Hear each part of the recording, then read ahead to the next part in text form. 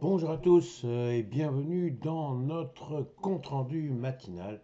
Nous allons donc regarder ce qui s'est passé hier sur le CAC 40 et bien évidemment sur le S&P 500. Alors commençons immédiatement sans attendre avec notre CAC 40. CAC 40 dont j'avais indiqué hier qu'il y avait une magnifique figure en triple sommet et j'avais rappelé que lorsqu'il y a une figure en triple sommet, eh bien celle-ci peut s'effacer avec ce que l'on appelle une hausse. Pourquoi une hausse? Parce que il y a eu une première tentative de passer une résistance, il y a un échec, il y a une deuxième tentative, il y a encore un échec, et il y a la troisième, alors jamais 203 comme tout le monde le sait. Donc, a priori, on a de fortes chances sur au moins un plan statistique que l'on puisse déborder cette résistance. Or, c'est ce qui se passe actuellement.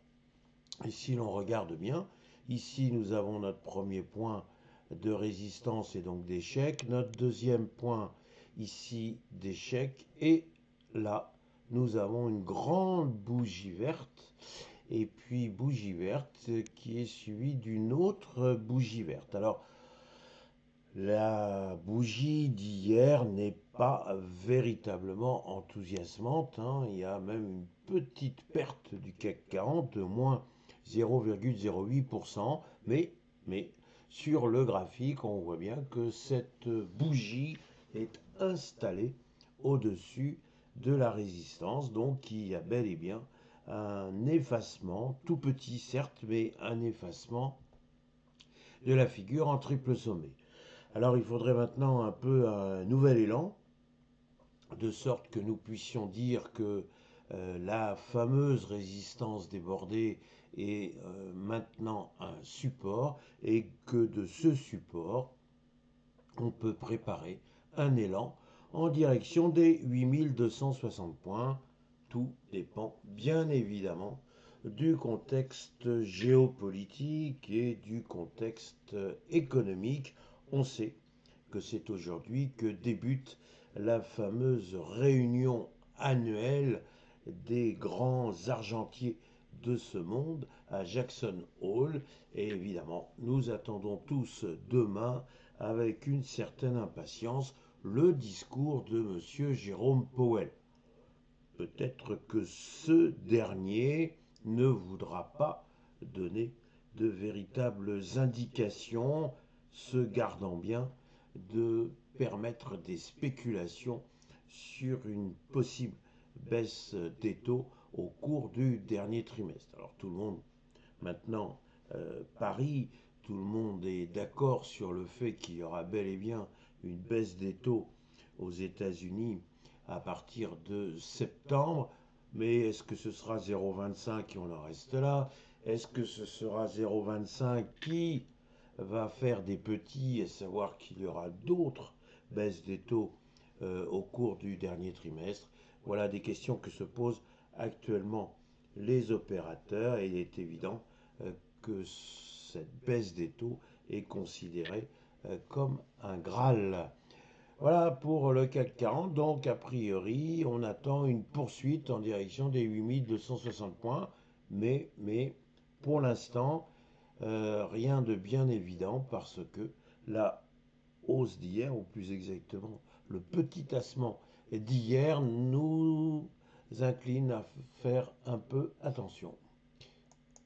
Si maintenant j'en viens à notre S&P 500, bien celui-ci, hier, nous avions indiqué qu'il y avait peut-être une amorce baissière, et visiblement, l'hypothèse était la bonne, puisque l'on voit que la poursuite de la baisse est devenue hier effective, avec une perte de 0,24%. Il faut là aussi nuancer, dans la mesure où la petite bougie qui stigmatise la séance d'hier, eh bien, elle a une longue mèche inférieure. En d'autres termes, eh bien, les acheteurs n'ont pas complètement capitulé, ils ont résisté et finalement ils ont permis au S&P 500 de limiter les dégâts, d'où une baisse modérée de 0,24%. L'ombre de l'Ukraine, ou plus exactement l'ombre d'une possibilité d'un traité de paix continue de planer, et il est évident qu'il est quand même difficile de croire que M. Poutine va accepter très facilement un traité de paix. Il est pris dans une spirale telle que si jamais il arrêtait la guerre maintenant, ce serait une catastrophe pour lui à titre personnel, puisqu'après tout, ce serait reconnaître qu'il n'a pas été capable de récupérer, entre guillemets, l'Ukraine. Ce serait encore une catastrophe parce que sur le plan économique, bien, effectivement, on ne sort pas ainsi d'une économie de guerre. Et on peut rajouter même un troisième argument qui a été développé par un observateur et que j'ai trouvé pertinente, à savoir que si effectivement l'Ukraine concède une partie de son territoire, il va y avoir cette fois un contrôle russe, bien évidemment, mais ce contrôle russe, il ne se fera plus dans un cadre militaire, mais dans un cadre civil, et l'on peut imaginer que les Ukrainiens pourraient à ce moment-là faire de la résistance ou tout simplement quitter les régions sous administration russe, ce qui serait encore une fois de plus un échec pour M. Poutine. Bref, l'idée même d'une paix est encore une idée bien lointaine et malheureusement, on voit mal comment on pourrait avoir un accord très rapidement. Il suffit de rappeler que cette nuit, il y a eu 614 drones qui sont tombés sur le territoire ukrainien. C'est dire que la Russie intensifie ses mouvements guerriers et tout ça, eh ben, c'est quand même pas bon pour notre stabilité très recherchée par les marchés financiers. Alors, notre S&P 500, ben maintenant on l'a bien compris, si on veut revoir de nouveaux records historiques, il faut qu'il repasse au-dessus des 6500 points. Pour l'instant, il vient, même si c'est que de quelques points, il est venu casser l'emblématique 6400 points. Alors, est-ce qu'il va y avoir une poursuite de la baisse? On a envie de dire, dans une certaine logique, il faudrait que les vendeurs continuent d'appuyer en direction des 6300 points. Donc ce contexte est un contexte de pause, c'est un contexte où le S&P 500 a besoin de souffler, et c'est quand même une phrase que nous répétons depuis de nombreux jours, nombreuses séances.